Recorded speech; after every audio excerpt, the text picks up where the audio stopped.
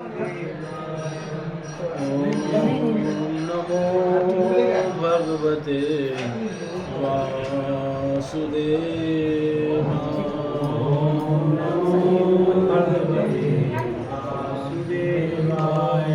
नारायणं नमस्कृत्य नरं चैव नरोत्तमं देवीं सरस्वतीं व्यासं ततो जयमुदीरये। नष्टप्रायेषु भद्रेषु नित्यं भागवत सेवया भगवतेरुत्तम श्लोके भक्तिर्भवति नष्टके।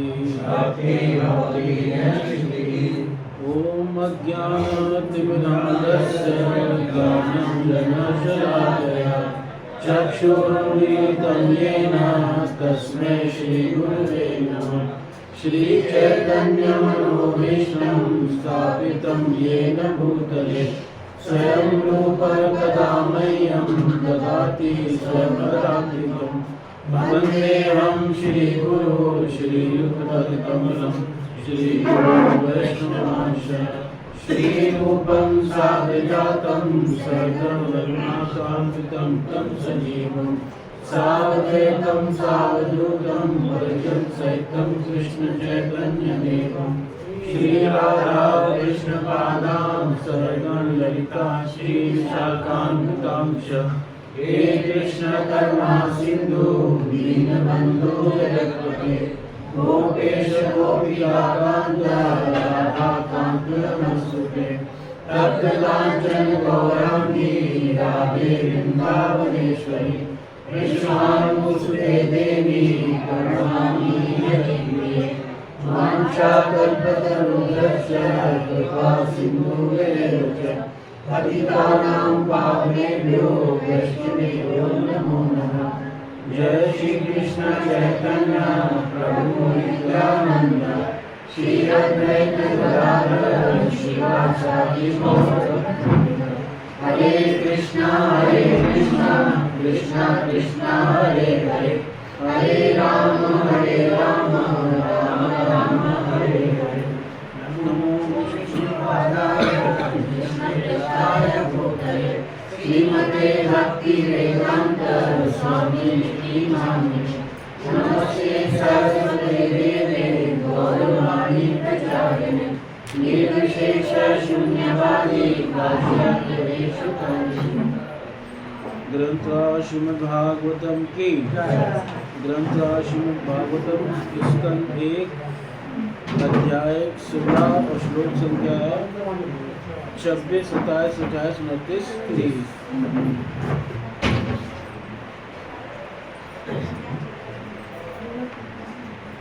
सत्यं शौचं दया शांति त्याग संतोष आर्जवम् शमो दमस्तप साम्यं तितिक्षो प्रतिश्रुतम् ज्ञानं विरक्तिरैश्वर्यं शौर्यं तेजो बलं स्मृतिः स्वातन्त्र्यं कौशलं कान्ति धैर्यं माधवमेव च प्रागल्भ्यं प्रश्रयशीलं सह ओजो बलं भगः गाम्भीर्यं स्थैर्यमास्तिक्यं कीर्तिमानोऽहं कृति एते चान्ये च भगवन् नित्या यत्र महागुणः प्रार्थ्या महत्त्वमिच्छद्भिः न वियन्ति सुकर्हिचे तेनां गुणपात्रेण साम्प्रतं शोचामि रहितं लोकं वाप्मना कलिनेक्षितं सत्यं शोचं दयाचन्ति स्त्यागः सन्तोषराजः समोदमस्तकासाम्यं तितिक्षोपरितीसुतं ज्ञानप्रवृत्तिरैश्वर्यं शौर्यं तेजोबलं स्मृति स्वातन्त्र्यं कौशलं कान्तो धैर्ये मार्दवमेव च। आगे पढ़िए।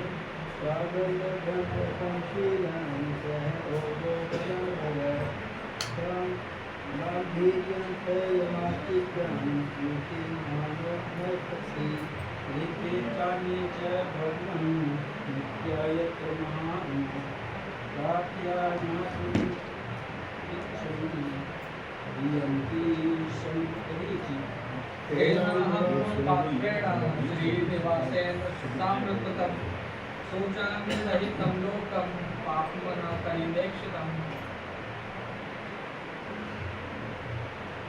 सत्यं शोचं दयाचान्तिं त्यागः सन्तोषार्जनं समोदमस्तकासाम्यं तितिक्षोपरितीसुतं ज्ञानं विरक्तैश्वर्यं शौर्यं तेजोबलं स्मृति स्वातन्त्र्यं कौशलं कान्तो मार्गमेव च।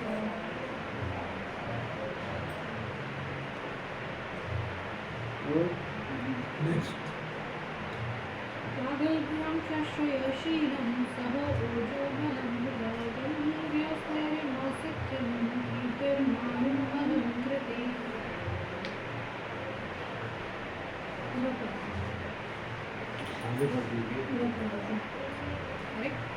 एते चान्य च प्रबन्धगायत्री महागुणाः सार्था महत्त्वमिच्छित्तो गृह्णावयन्ति सुकर्गच तेनाहं गुणवापात्रेण श्रीनिवासेन सम्पृक्तं शोचामि रहितं लोकं पाप्मना कलिनेक्षितम्। तो उसका शब्दार्थ, अनुवाद और तात्पर्य जगतगुरु श्रील प्रभुपाद महाराज जी के द्वारा श्रील प्रभुपाद महाराज जी के उनमें निम्नलिखित गुण तथा अन्य अनेक दिव्य गुण पाए जाते हैं जो शाश्वत रूप से विद्यमान रहते हैं और उनसे कभी विलग नहीं होते। और ये हैं सच्चाई, स्वच्छता, दूसरों के दुखों को सह न पाना, क्रोध को नियंत्रित करने की शक्ति, आत्मतुष्टि, निष्कपटता, मन की स्थिरता, इंद्रियों का संयम, उत्तरदायित्व, समता, सहनशीलता, समदर्शिता, आज्ञाकारिता, ज्ञान, इंद्रिय भोग से अनासक्ति, नायकत्व, बहादुरी, प्रभाव, असंभव को संभव बनाना, कर्तव्य पालन, पूर्ण स्वतंत्रता, कार्य कुशलता, पूर्ण सौंदर्य, धैर्य, दयालुता, उदारता, विनयशील संकल्प, ज्ञान की पूर्णता, उपयुक्त दक्षता, समस्त भोग विषयों का स्वामित्व, प्रसन्नता, स्थिरता, आज्ञाकारिता, यश, पूजा, निरभिमानिता, अस्तित्व, श्री भगवान के रूप में शाश्वतता, समस्त सत्व तथा सौंदर्य के स्रोत, पूर्ण पुरुषोत्तम भगवान श्री कृष्ण ने धरा पर अपनी दिव्य लीलाएं बंद कर दी हैं। उनकी अनुपस्थिति में कली ने सर्वत्र अपना प्रभाव फैला लिया है। अतः मैं संसार की यह दशा देखकर अत्यंत दुखी हूँ। तो पृथ्वी देवी भगवान के दिव्य गुणों का वर्णन कर रही है और ये दिव्य गुण भगवान में सदैव रहते हैं और कभी भगवान का त्याग नहीं करते। अखिल गुण से भगवान समर्थ संपन्न हैं, इसलिए उन गुणों का कुछ वर्णन कर रही है और कह रही है एते च अन्य च। एते ये गुण तो हैं ही और अन्य भी बहुत सारे गुण हैं जो भगवान में शाश्वत रूप से क्या हैं, रहते हैं। और इसकी इच्छा कौन करते हैं? इच्छा कौन करते हैं इन गुणों की? प्रार्थ्या महत्वम इच्छत भी।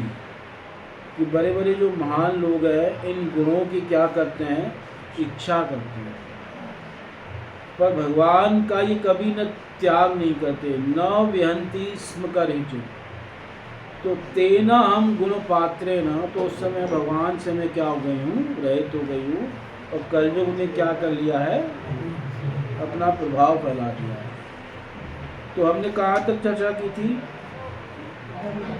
दम यानी इंद्रिय निग्रह, यहाँ तक चर्चा की है। भगवान हमेशा अपनी इंद्रियों को वश में करते हैं। इवन जब उन्होंने 16,108 विवाह किए थे तब भी उनकी इंद्रियाँ क्या थी, पूरी वश में थी। वो उनकी इंद्रियों को अट्रैक्ट नहीं कर पाई। 16,108 पत्नियाँ भी उनको मोहित नहीं कर पाई। ऐसा हमने श्लोक पढ़े, कई भागवत में कई जगह ऐसे श्लोक हैं। पत्न्या 16 सहस्त्र यास्याम इंद्रिय न विमथितुम कुहके न छेतु। ये याद है कहाँ पर आता, इससे पहले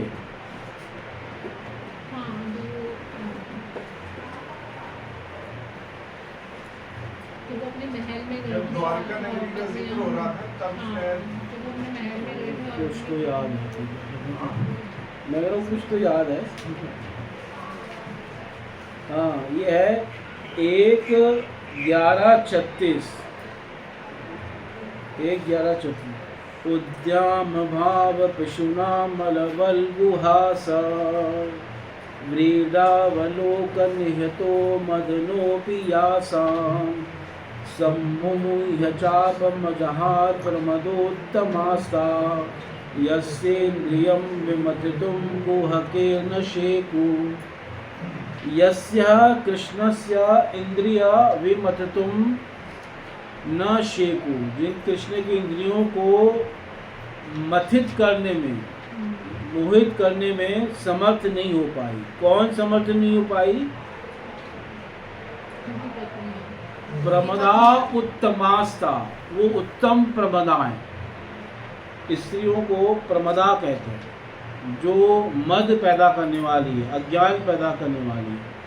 ऐसी सुंदर स्त्रियां भी वो नहीं कर पाई जिनकी दृष्टि पात्र से कामदेव क्या हो गया, मोहित हो गया। यासाम व्रीडा अवलोक निहत, जिन्होंने दृष्टि घुमा के देखी तो कामदेव क्या हो गया, मोहित हो गया। और मोहित होकर उसने क्या कर दिया, हाँ, अपना धनुष त्याग दिया। चापम अजहात, सम्मुह्य चापम अजहात। तो ऐसे स्त्रियां भी श्री कृष्ण को मोहित नहीं कर पाई। उद्याम भाव पशुना मलवल गुहास, अपने अत्यंत गंभीर भाव से, अमल निष्कलंक मुस्कुराहट से, ये सब कार्यों से वो कृष्ण को आकर्षित नहीं कर पाए। तो कृष्ण हमेशा अपनी इंद्रियों को वश में रखते हैं, इसलिए उनका एक गुण है दमा। दमा के बाद क्या है, दमा के बाद क्या है, साम्य, तपह। तपह का मतलब है, श्रीधर स्वामी ने लिखा है, वो कह रहे हैं तप का मतलब स्वधर्म का पालन।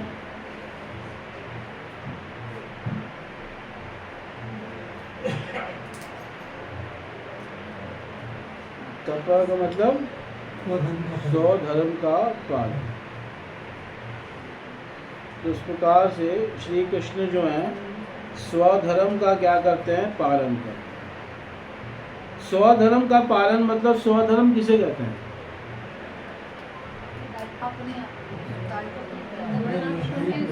हाँ, जो वर्णाश्रम के हिसाब से अपने कर्तव्य होते हैं उसको क्या कहते हैं, स्वधर्म कहते हैं। तो यहाँ जो हैं श्री कृष्ण जो हैं, हालांकि सारे कर्तव्यों से, सारे धर्मों से ऊपर हैं, पर फिर भी वो अपने स्वधर्म का पालन करते हैं। जैसे जब ब्रज में थे तो क्या कार्य करते थे, गाय चराते थे कि नहीं चराते थे, कि नहीं भाई हम क्यों गाय वाय चराने जाएं धूप में, हम तो भगवान हैं, है ना। वो ग्वाले थे, वैश्य थे, तो उस समय क्या कर रहे हैं, गाय चराने जा रहे हैं। और जो द्वारका में थे तो क्या कार्य कर रहे हैं, हाँ, क्षत्रिय हैं, क्षत्रिय का कार्य कर रहे हैं। चाहे भगवान राम को देख लो, जीवन भर क्षत्रिय का अपना कर्तव्य निभाया कि नहीं निभाया। किसी भी अवतार में देख लो, अपने स्वधर्म का पालन करते हैं, जो चाहे किसी भी अवतार में। इवन जब आ रहे हैं वराह आदि अवतार में, तो जिनको सब पता है कि कौन सी चीज़ कैसे हो रही है, पृथ्वी कहाँ है, पर पृथ्वी को ढूंढ कैसे रहे हैं, सूंघ सूंघ के ढूंढ रहे हैं। यानी उस समय भी अपना वो धर्म निभा रहे हैं भाई। जैसे पशु किसी चीज़ को कैसे ढूंढता है, वैसे ही कर रहे हैं, है ना। वो कीचड़ में भी चले गए, वहाँ पृथ्वी को ढूंढ के निकाल के ले आए। मतलब भगवान जब जिस लीला, अब जैसे बाल रूप में है तो बच्चे के रूप में क्या कर रहे हैं, रो भी रहे हैं, मिट्टी खा रहे हैं। जैसे जैसे बच्चे कार्य करते हैं वैसे स्वधर्म का क्या करना है, पालन करना है ना। कहीं आप ये नहीं कह सकते अरे यहाँ तो स्वधर्म का पालन नहीं किया। अपना धर्म का पालन हर जगह क्या है, भगवान कृष्ण कर रहे हैं, हर अवतार में कर रहे हैं, चाहे किसी भी अवतार में हो कर रहे हैं।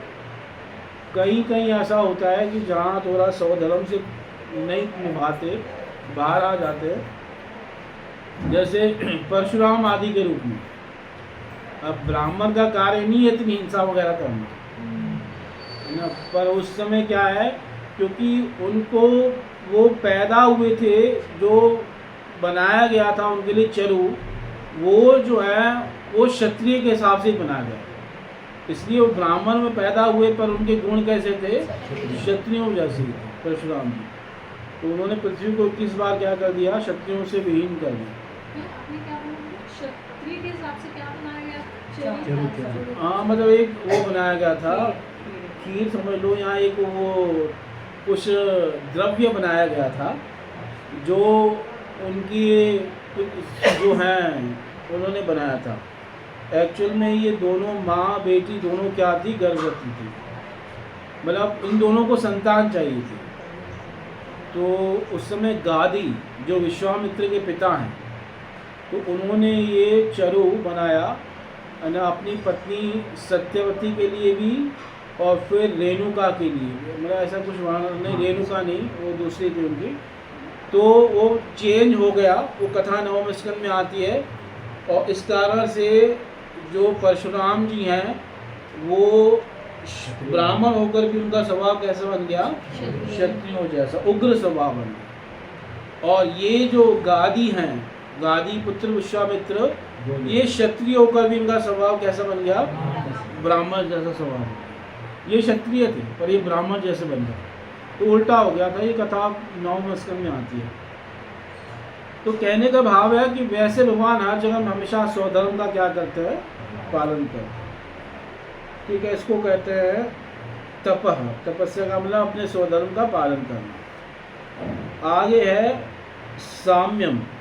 साम्य का मतलब समता, मित्रता और शत्रु पक्ष में जो है ये अभाव। मतलब जिनका न कोई मित्र पक्ष है न कोई शत्रु पक्ष है, वो क्या है, सम है, उसको सम कहते हैं। और प्रभुपाद ने क्या लिखा है, समदर्शिता। तो भगवान साम्य है, सबके लिए समान है, न उनका कोई मित्र है न कोई उनका शत्रु है। भगवान का मित्र और शत्रु कोई कैसे होता है,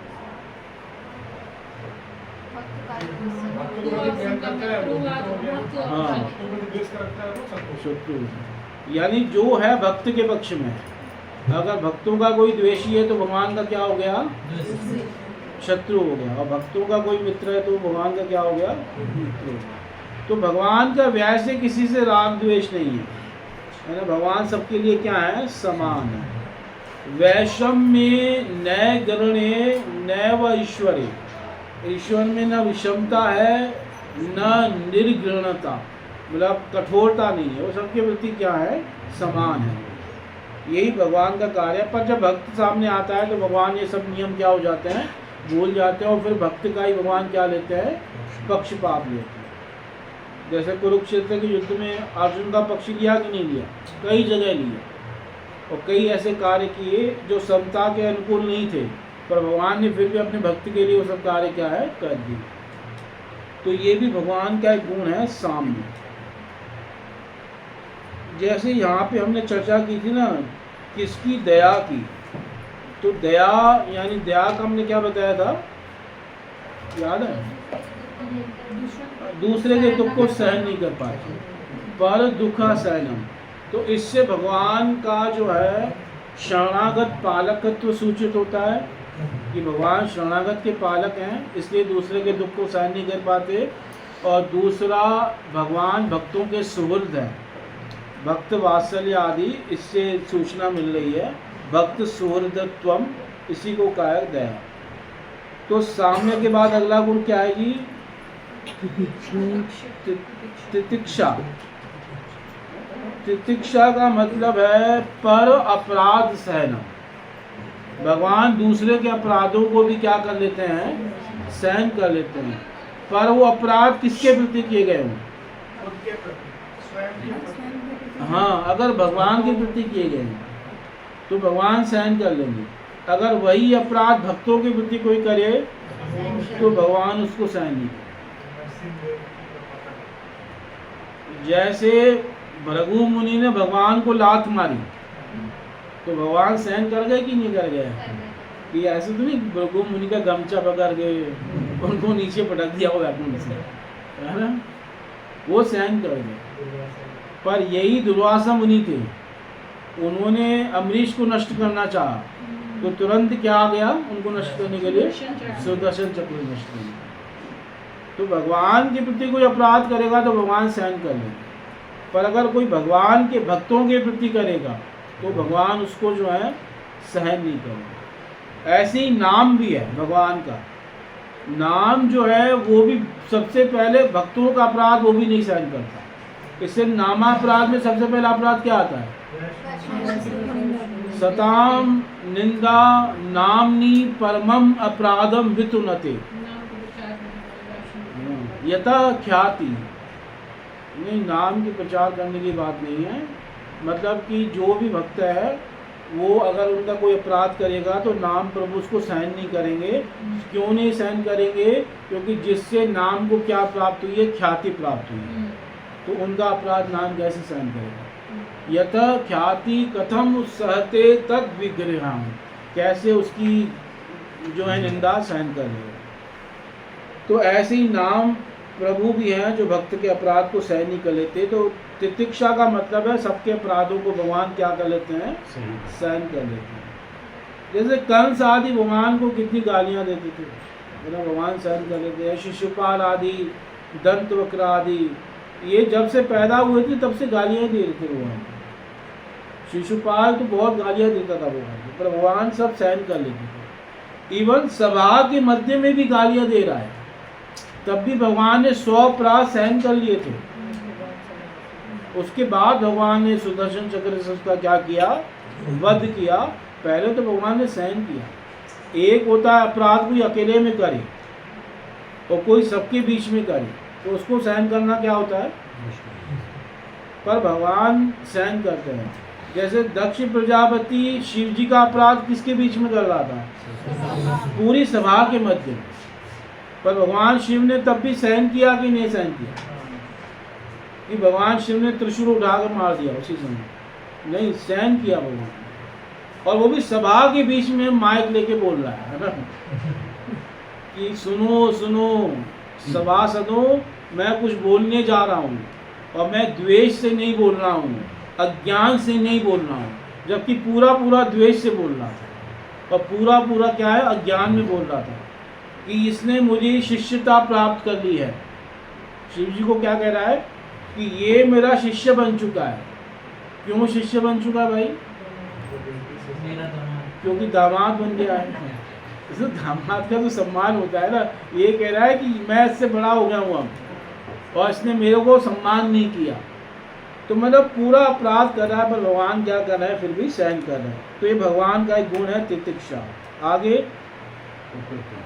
उपरति। उपरति का मतलब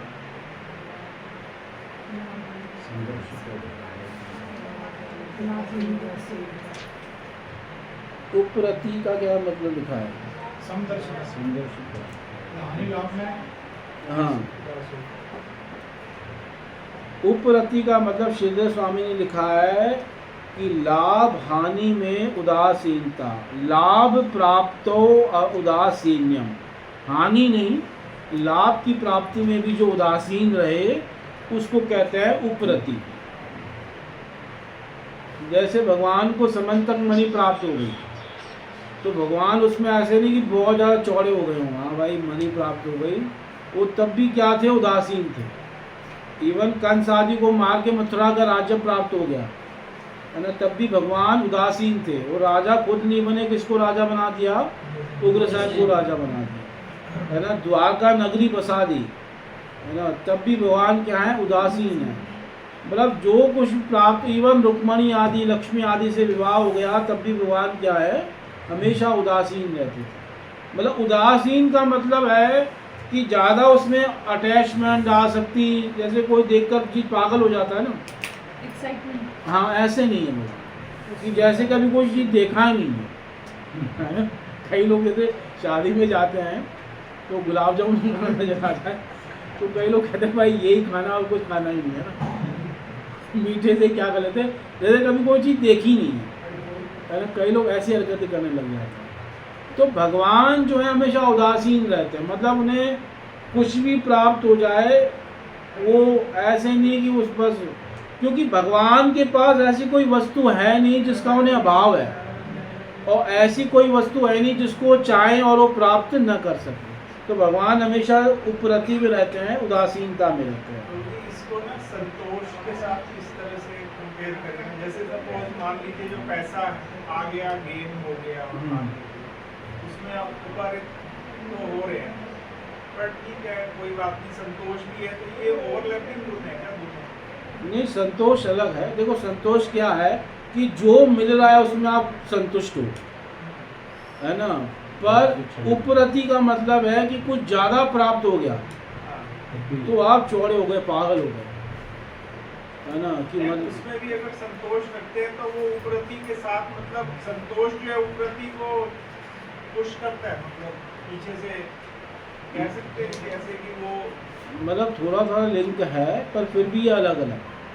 उपरति क्या है कि मान लो कोई चीज़ प्राप्त हो रही है ना, तो उसमें कई बार लोग है ना बहुत ज़्यादा वो हो जाते हैं, मद हो जाता है, पागल हो जाते हैं, जैसे कि क्या प्राप्त कर लिया, फिर किसी को समझते ही नहीं है ना। कई बार देखा नहीं कि जो ज़्यादा थोड़ा बलवान हो जाता है, बॉडी वॉडी बन जाती है, तो वो चलता है ऐसे चौड़ा होकर, है ना, उसकी चाल ही बदल जाती है ना। तो यहाँ फिर कुछ को पैसा वैसा आ जाता है, उसमें भी व्यक्ति की जो है हाव भाव क्या हो जाते हैं, बदल जाते हैं।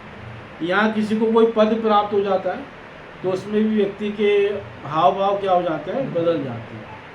तो इसको जब उपरति किसी के पास होती है तो ऐसा परिवर्तन उसके अंदर नहीं आता, वो हमेशा जैसे पहला था वैसे ही रहता है, उसको उदासीनता है इस प्रकार से। और संतोष एक अलग चीज़, संतोष वो है कि जिसको जो मिल रहा है उसी में वो क्या है, संतुष्ट है ना।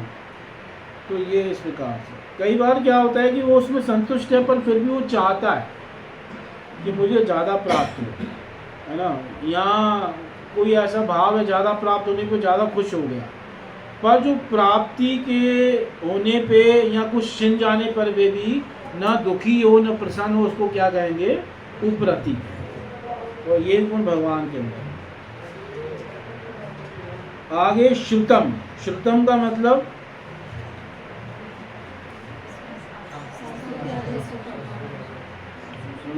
श्रुतम का मतलब शास्त्र ज्ञान, शास्त्र विचार। जो शास्त्र के विचारों के हिसाब से चले उसको क्या कहते हैं, श्रुतम। तो आज्ञाकारिता बताइए, आज्ञाकारिता। हाँ, तो आज्ञा किसकी, शास्त्र की। मतलब शास्त्र के हिसाब से चले, शास्त्र की आज्ञा का पालन करे, शास्त्र के विचार पे चले उसको श्रुतम कहते हैं। इसमें एक एक्सेप्शन हुई ना कि भगवान बुद्ध के फॉर्म में है, उस समय नहीं पालित किया। हाँ, उनका अवतार ही वो था, ऐसा था, तो इसलिए हम उनको नहीं मानते ना। फिर भगवान बुद्ध की शिक्षाओं को इसलिए तो हम नहीं मानते क्योंकि वो शास्त्र को नहीं मानते, तो हम उनको नहीं मानते, मतलब उनकी शिक्षाओं को नहीं मानते।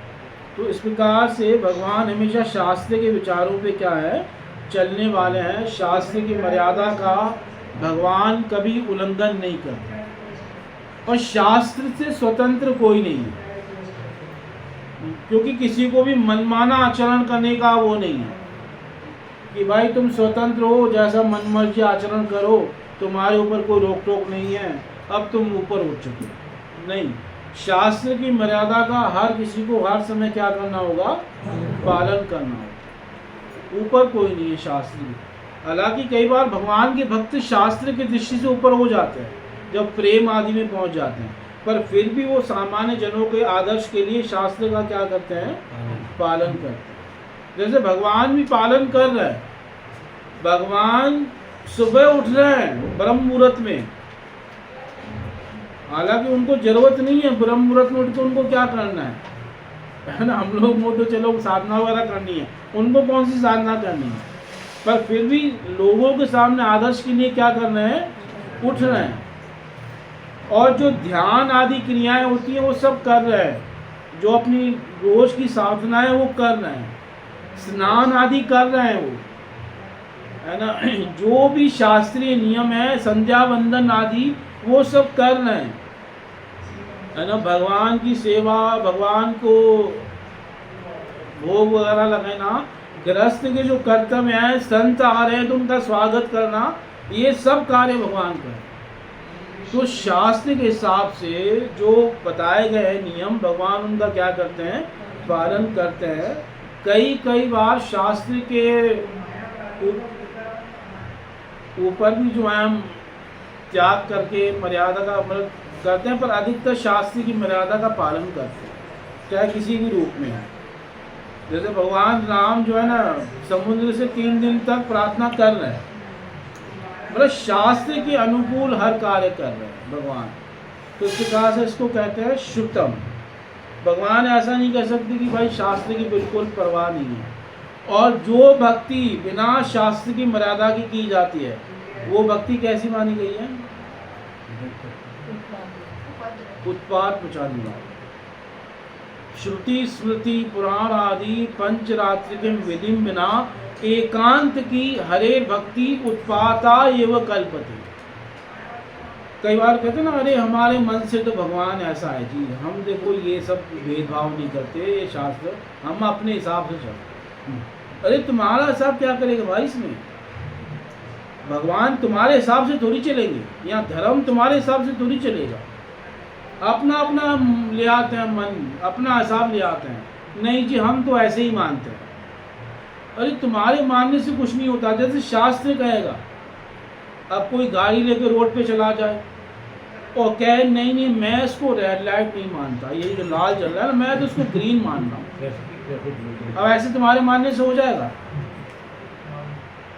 जो नियम है उसको मानना पड़ेगा ना, कि नहीं मानना पड़ेगा?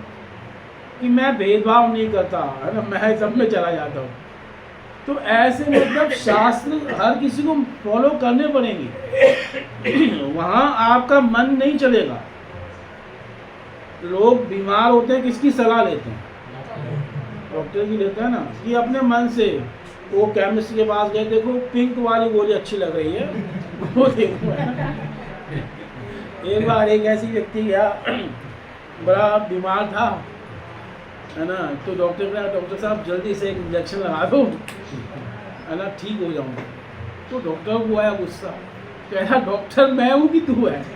इंजेक्शन लगाना है कि नहीं लगाना ये मैं डिसाइड करूँगा, तू कौन होता है बोलने वाला इंजेक्शन लगा दे, है ना। उसको डॉक्टर ने कहा भग जाए यहाँ से। मतलब खुद लोग आते हैं और खुद ही क्या बन जाते हैं, डॉक्टर बन जाते हैं। तो हम लोग सलाह लेते हैं डॉक्टरों की या कई चीज़ों में और किसी की, पर जब भगवान की बात आती है तो उसमें सब क्या बन जाते हैं, खुद ही सब ज्ञानी बन जाते हैं। है ना। उसमें कोई भी शास्त्र को नहीं मानना चाहता और सबको भगवान का नॉलेज है, सब ऐसे शो करते है ना। जबकि आप ग्रंथ जब तक नहीं पढ़ोगे कैसे आपको भगवान के बारे में पता चलेगा भाई। आपने कभी एक श्लोक पढ़ा नहीं है और भगवान के बारे में आप ऐसे बोल रहे हो जैसे कि सारा ज्ञान भगवान आपको ही देके गए है ना। मतलब कई लोग ऐसे हैं, कभी ग्रंथ खोल के पढ़ा नहीं हो, उन्हें शास्त्र का ज्ञान है। तो इसलिए शास्त्र के साथ शास्त्र को जानना चाहिए और शास्त्रीय प्रमाण हैं और उसी के हिसाब से हर कार्य करना चाहिए। और भगवान ऐसा ही करते थे, इसलिए भगवान का एक गुण है श्रुतम। ठीक है, आगे कौन सा गुण है जी? ज्ञानम। ज्ञान का मतलब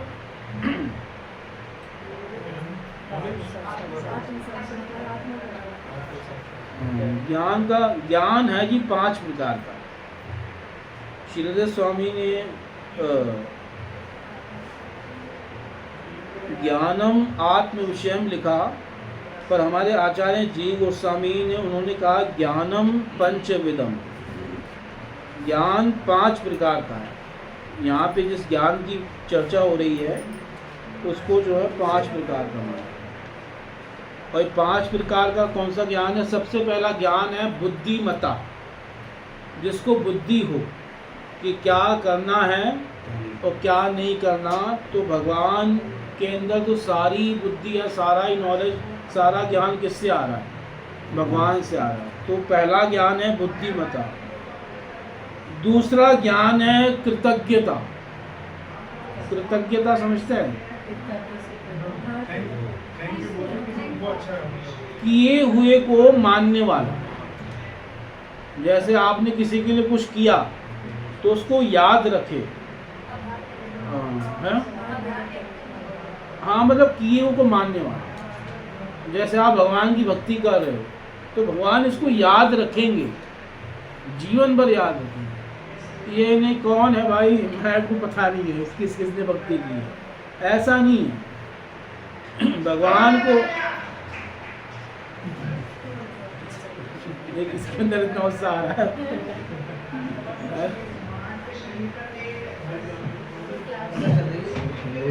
अच्छा, वो भी बता ही जा रहा है ना। हाँ। तो कृतज्ञता, जैसे होता है ना एक शब्द कृतज्ञ।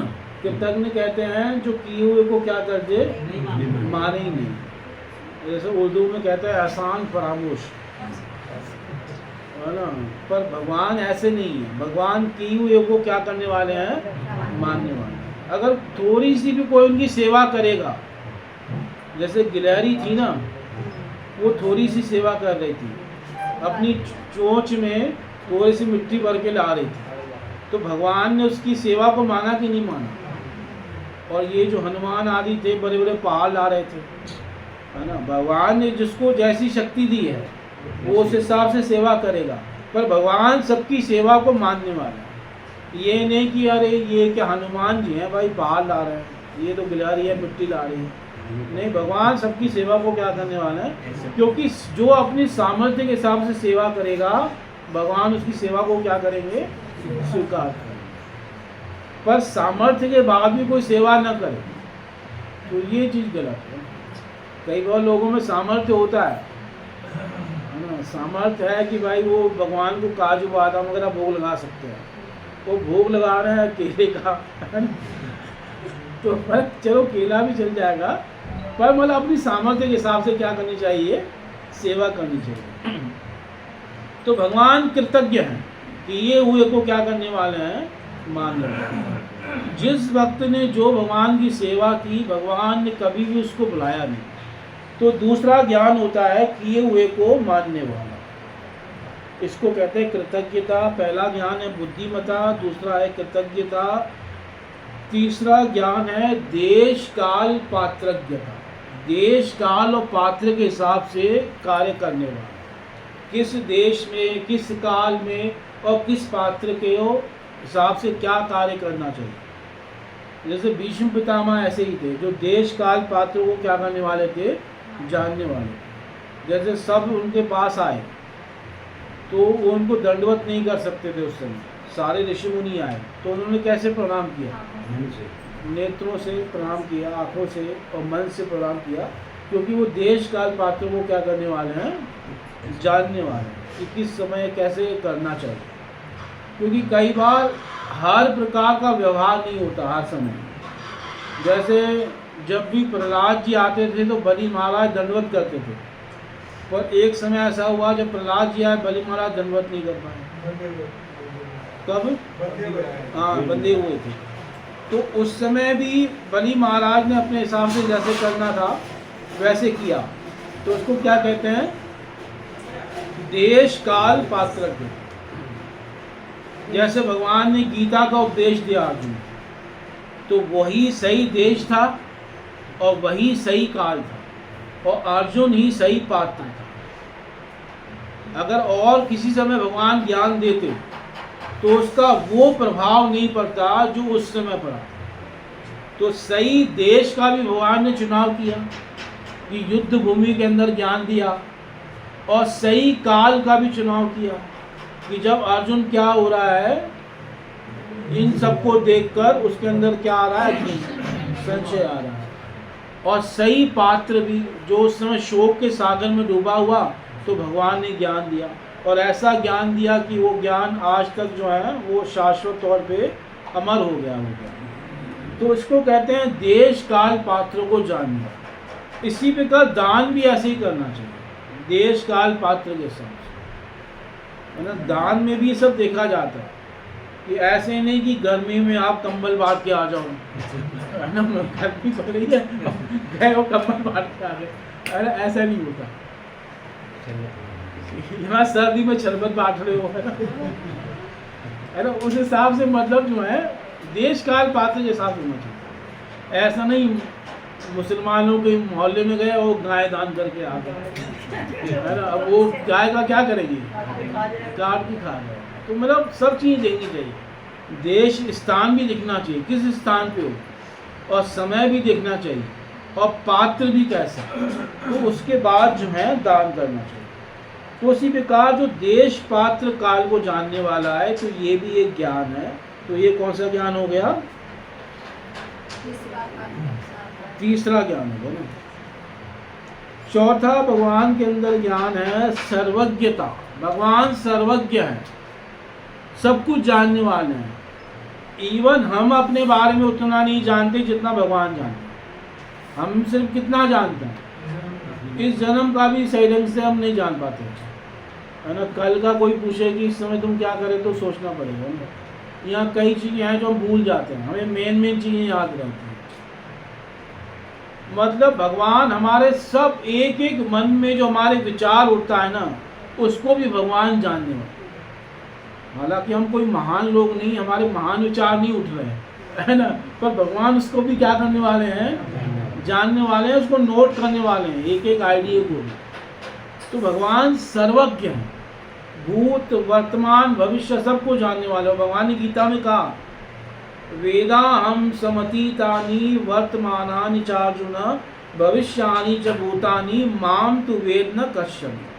7वें अध्याय के अंदर कहा 26वें श्लोक में, मैं भूत वर्तमान भविष्य सब कुछ जानता हूँ, पर मुझे कोई नहीं जानता। और 4वें अध्याय में भी कहा, अर्जुन ने प्रश्न किया, भगवान ने कहा कि ये ज्ञान मैंने सूर्य को दिया है। तो अर्जुन ने क्या प्रश्न किया भगवान से कि आपका जन्म तो अभी हुआ है और सूर्य का जन्म तो बहुत पहले हुआ है, तो मैं कैसे मानूं? तो भगवान ने क्या कहा कि मेरे और तुम्हारे बहुत से जन्म हो चुके हैं, पर मुझे वो सब याद हैं, पर तुम्हें याद नहीं। तो भगवान सर्वज्ञ है। तो ये भी एक ज्ञान के अंदर आता है, सब कुछ जानने वाले हैं, ठीक है। तो ये हो गया चौथा। और 5वां ज्ञान है आत्मज्ञत्व, जो आत्म के तत्व को जानने वाला है, आत्मज्ञान जिसे कहते हैं। तो ये 5वां ज्ञान है। और भगवान तो स्वयं साक्षात अखंड आनंद घन है, हैं?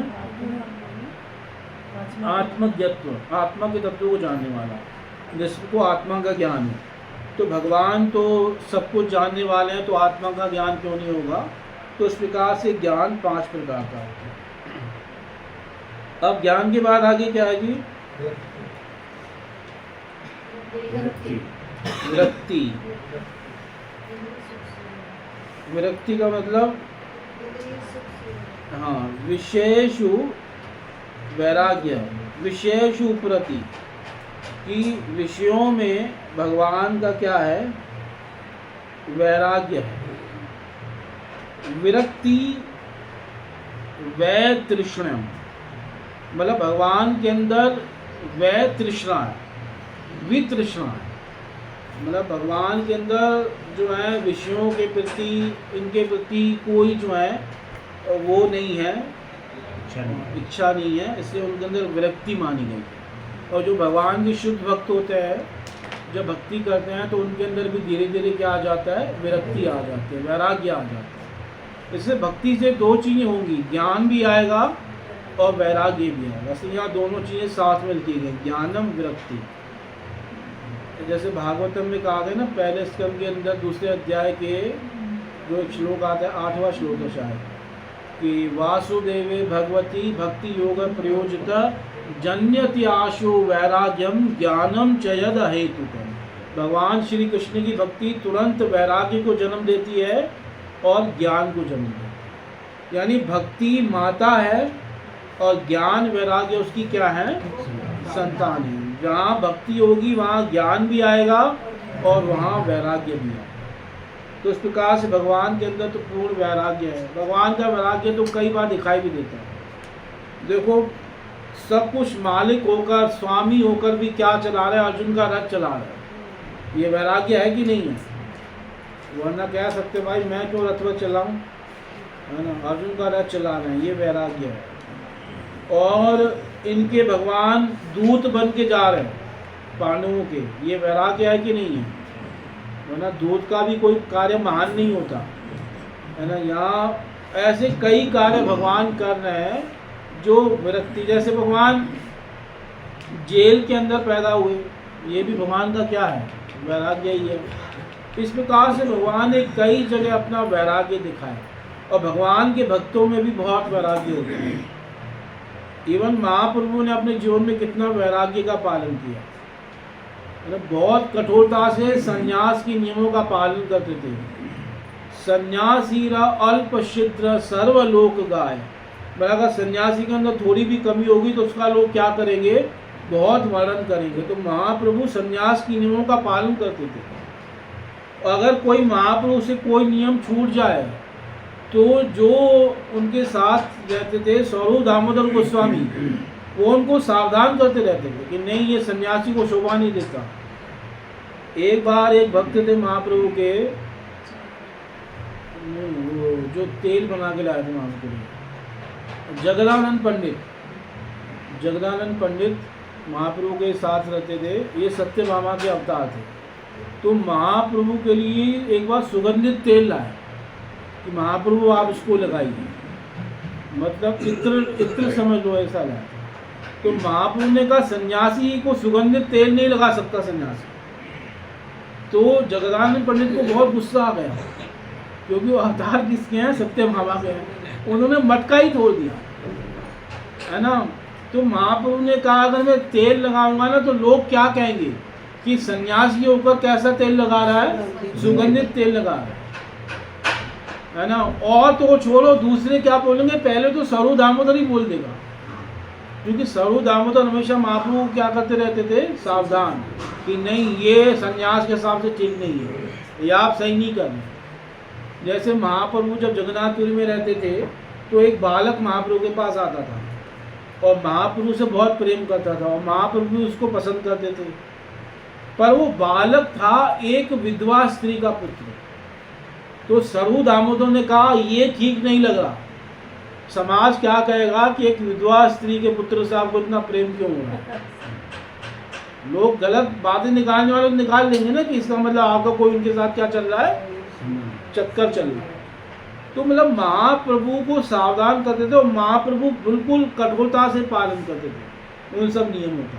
और फिर महाप्रभु ने उस बालक से मिलना छोड़ दिया, क्योंकि समाज कुछ भी कह सकता है। क्योंकि सन्यासी का अगर थोड़ी सी भी कमी मिल गई तो सब लोग उसको क्या करेंगे, बड़ा चढ़ा के गए कि अरे वो तो ऐसे कर रहे हैं जी, इस प्रकार से। तो महाप्रभु सावधान रहते थे। जैसे एक बार एक ऐसे ही महाप्रभु के गुरुजन थे, मतलब महाप्रभु के गुरु के मतलब गुरु भाई थे, तो महाप्रभु की क्या हुए, गुरु तुल्य हो गए, यानी ईश्वरपुरी महाप्रभु के गुरु हैं, उनके गुरु भाई।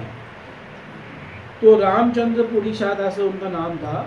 तो एक बार जो है महाप्रभु की कुटिया के बाहर जब वो आए तो वहाँ बहुत सारी चींटियाँ थी। तो वो उनकी आदत थी ऐसे ही, मतलब कई बार होता है ना जो व्यंग करते रहते हैं या कोई ना कोई कमेंट्स पास करते रहते हैं। तो महाप्रभु को चींटियों को देखो क्या कहते हैं कि हाँ इन्होंने बहुत मीठा खाया होगा अभी, तभी इतनी चींटियाँ।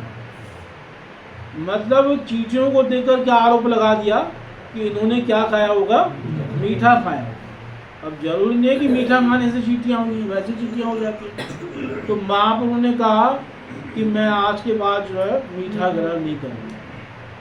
तो इस प्रकार से महाप्रभु ने पूरे संन्यास के नियमों का कठोरता से क्या कर रहे हैं, पालन कर रहे हैं। क्योंकि जरा से भी कोई दोष किसी को दिखेगा तो लोग क्या करेंगे, उसी को पकड़ के बैठ जाएंगे, उसी का वर्णन करेंगे। क्योंकि कई लोग ऐसे थे। तो इसलिए भगवान जो हमेशा वैराग्य का पालन करते हैं, वैराग्य में रहते हैं, चाहे किसी भी अवतार में देखो। जब भगवान राम को मिला 14 वर्ष का वनवास, तो भगवान राम ने सब कुछ त्याग दिया, इवन राशि वस्त्र आभूषण आदि सब त्याग दिए, और भगवान जो है विरक्ति से वन में चले गए। तो भगवान ने अपने अवतारों में वैराग्य भी सिखाया कि हमेशा भोगों में जीवन नहीं बीतेगा, कभी कभी वैराग्य भी में रहना पड़ेगा, और वैराग्य भी बड़ा आवश्यक है। और ये गुण भगवान के अंदर है, इसलिए भगवान के अंदर क्या माना जाता है, विरक्ति। आगे विरक्ति के बाद अगला गुण क्या है, ऐश्वर्य। ऐश्वर्य का मतलब है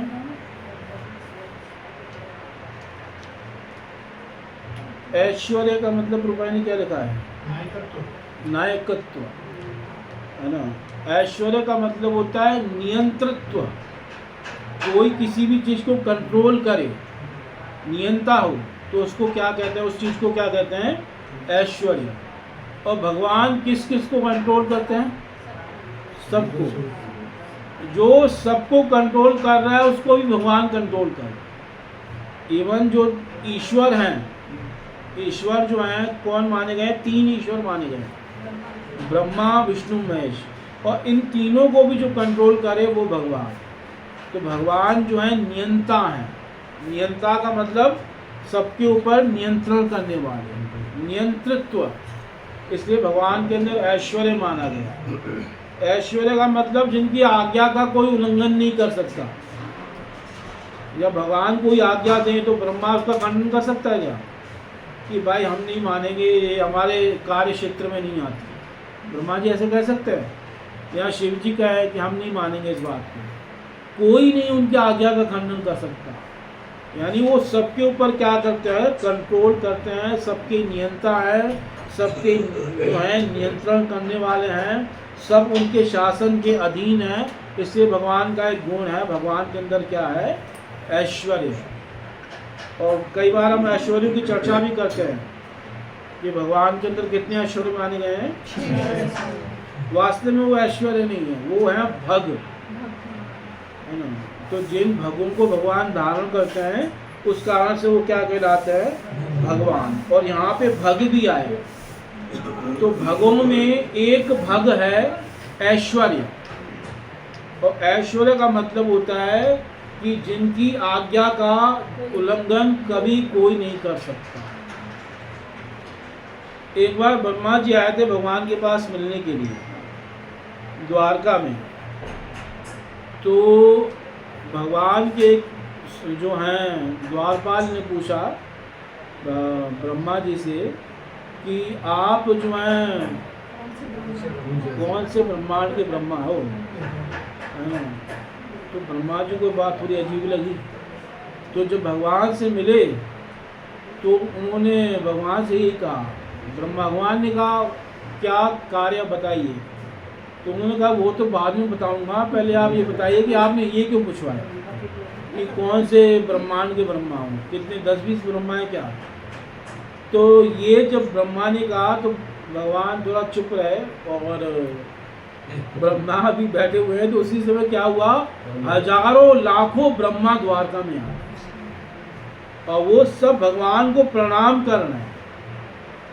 और सबके, किसी के 4 मुख हैं, किसी के 5, किसी के 100, किसी के 1000, किसी के लाख, ऐसे ऐसे ब्रह्मा है ना। मतलब ये हमारे ब्रह्मा तो सबसे छोटे ब्रह्मा थे, इनके केवल कितने थे, 4 मुख है ना। 1000 लाख मुख वाले ब्रह्मा है। और जब सब भगवान को प्रणाम कर रहे हैं तो उनके मुकुट के जो है वो आपस में टकरा रहे हैं। उनके मुकुट आपस में क्या हो रहा है, टकरा रहे हैं, चर चर की आवाज़ आ रही है और सब एक के बाद एक भगवान को क्या करते जा रहे हैं, प्रणाम करते जा रहे हैं। ये ब्रह्मा की अवस्था तो ऐसी हो गई जैसे बहुत सारे शेरों के बीच में बकरी आ गई है ना। हमारे ब्रह्मा की स्थिति तो ऐसी हुई। फिर जब ये सब ब्रह्मा गए तो तब भगवान ने पूछा, हाँ ब्रह्मा जी क्या कह रहे थे आप। तो कहता प्रभु मेरे को समझ में आ गया, मैं कुछ नहीं कह रहा था, गलती हो गई। तो मतलब फिर ब्रह्मा जी चले गए। कहने का भाव है कि भगवान सब जगह शासन करते हैं, ब्रह्मा आदि के भी वो क्या है, शासन करता है। इसका प्रमाण है भागवत में। इस जो लीला ये बात हुई है इसका 3रे स्कंद के अंदर प्रमाण आता है। एक श्लोक में ये बात कही गई है 3रे स्कंद के अंदर, आई थिंक हाँ 2रे अध्याय में ये श्लोक आता है।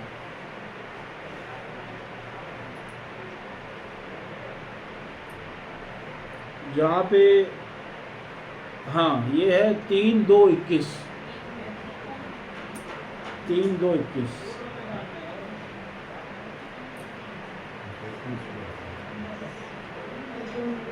कैसा है, कैसे शुरू हो रहा है, क्या तुम हाँ स्वयं त्वसाम्य अतिशयस्त्रधीश स्वराज लक्ष्म्याप्त समस्त काम बलिं हरद्भिश्चिरलोकपाले किरीटकोटितपादपीठ। स्वयं त्वसाम्य अतिशय, भगवान के समान भी कोई नहीं है तो उनसे अतिशय कैसे होगा। तो भगवान के न कोई समान है न कोई ऊपर है। त्रयाधीश, वो त्रयाधीश है, 3 के ईश्वर है। 3 कौन है, ब्रह्मा विष्णु महेश, या तीनों गुणों के ईश्वर सत्व रज तम, अथवा तीनों पुरुषों के ईश्वर कारणदक्षाई गर्भदक्षाई शिरोदक्षाई, अथवा तीनों लोकों के ईश्वर। जो भी 3 है उन सबके क्या है, वो अधीश्वर है। स्वराज लक्ष्म्या आप्त समस्त काम, और स्वराज लक्ष्मी से उनकी सारी कामनाएं पूरी होती हैं। स्वराज लक्ष्मी का मतलब है कि उनकी स्वरूप शक्ति राधा रानी से उनकी सारी कामनाएं क्या होती हैं, पूरी होती हैं। यहाँ स्वराज लक्ष्मी का मतलब है राधा रानी, उनसे सारी कामनाएं उनकी पूरी हो रही हैं। बलिम हरत भी, और सब उनको बलि समर्पित कर रहे हैं, भेंट दे रहे हैं। कौन दे रहे हैं, चिर लोकपाल, जो चिर लोकपाल हैं, लोकपाल नहीं, ये जो इंद्र आदि हैं ये लोकपाल हैं, पर ये चिर लोकपाल नहीं है क्योंकि थोड़े समय रहने वाले हैं। ये एक मनवंतर के लोकपाल हैं, पर जो ब्रह्मा विष्णु महेश हैं ये चिर लोकपाल हैं। और ये भी अपनी भेंट किसको समर्पित करते हैं, भगवान को। क्रीट कोटि ईडित पाद पीठ, करोड़ों मुक्तों से ये भगवान के चरणों की चौकियों को क्या करते हैं, प्रणाम करते हैं, है ना। किरीट का मतलब है मुकुट, और कोटि का मतलब करोड़ों, अथवा कोटि का मतलब जो मुकुट के कोने होते हैं, उनसे भगवान के चरणों की चौकियों को क्या कर रहे हैं, प्रणाम कर रहे हैं। यानी ये बता रहा है श्लोक, ये चिर लोकपाल ब्रह्मा आदि भी भगवान की चौकी को क्या करते हैं, प्रणाम करते हैं। चरणों को नहीं, चरण जिस चौकी पे हैं उस चौकी को प्रणाम कर रहे हैं। इसे पाद पीठ है ना। ईडिता यानी उनकी पूजा करते हैं, प्रणाम करते हैं, ये चिर लोकपाल हैं। तो इसमें बता रहे हैं कि चिर लोकपाल कौन है, ब्रह्मा आदि, ये शिव आदि, ये चिर लोकपाल। तो वो जो कथा है वो कथा ऐसे नहीं बेसलेस है, उसका भागवतम में प्रमाण भी है ये श्लोक। तो इस प्रकार से भगवान जो है उनके अंदर ऐश्वर्य है। ठीक है, बाकी गुणों की चर्चा फिर कल करेंगे, अभी यहीं विराम देते हैं। हरे कृष्ण। आप सबका बहुत बहुत धन्यवाद। ग्रंथ राज श्रीमद् भागवतम की जगत गुरु श्रील प्रभुपाद महाराज जी की पिताई गौर प्रेमानंद। जी का धन्यवाद करें भाई शांति। हरे कृष्ण